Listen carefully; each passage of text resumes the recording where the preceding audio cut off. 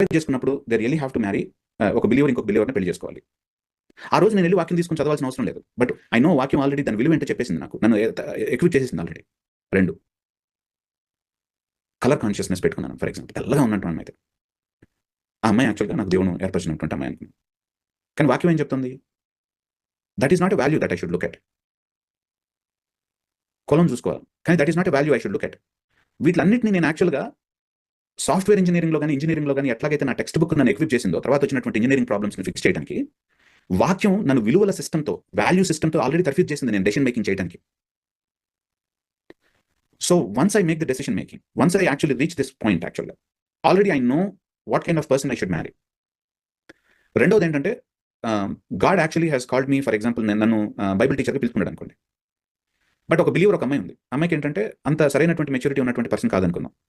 అమ్మాయి ఏమనుకుందంటే Bible teacher కాదు, మా భర్త యాక్చువల్‌గా కనీసం 1,50,000 అన్నా సరే ముట్ట చెప్పాలి నెలకి. ఆమె విలువ సిస్టమ్ అట్లా ఉంది for example. It's actually once again ఆమె బిలీవర్ అయినా సరే she is immature. She needs to grow.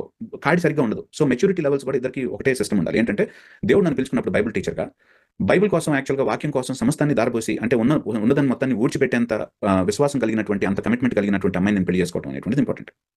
Maturity levels కూడా మ్యాచ్ అవ్వాలి.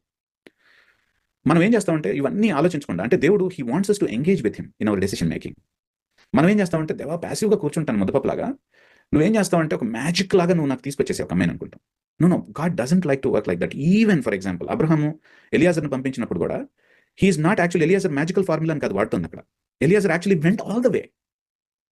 అండ్ హి ఈవెన్ తను అడిగినటువంటిది ఏంటంటే, దేవా అమ్మాయి అట్లా ఉండాలంటే యాక్చువల్‌గా జడేసుకొని ఉండాలని అడగలేదు. That's not the kind of thing. అమ్మాయి యొక్క వాల్యూ సిస్టమ్‌ని టెస్ట్ చేస్తున్నాడు అక్కడ. ఎట్లాంటి అమ్మాయి అయి ఉండాలంటే అబ్రహాంకి ఉన్నటువంటి విశ్వాసం. సో ఫర్ ఎగ్జాంపుల్ వెళ్ళినప్పుడు జనరస్ పర్సన్, జనరాసిటీ. ఓకే, మీకు వాటర్ కావాలండి?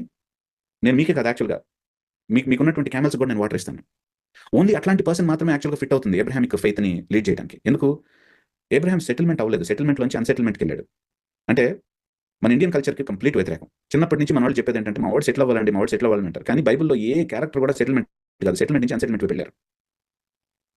అబ్రహాం ఫుల్లీ సెటిల్డ్‌లో నుంచి టెంట్‌లోకి వెళ్ళిపోయాడు లాస్ట్‌కి. మోషే ఫుల్లీ సెటిల్డ్ అనుకున్నాడు ఈజిప్ట్‌లో. తన్నుదంటే మళ్ళీ వెళ్ళి మిద్యాన్‌లో పడ్డాడు. అక్కడ మళ్ళీ ఫుల్ సెటిల్డ్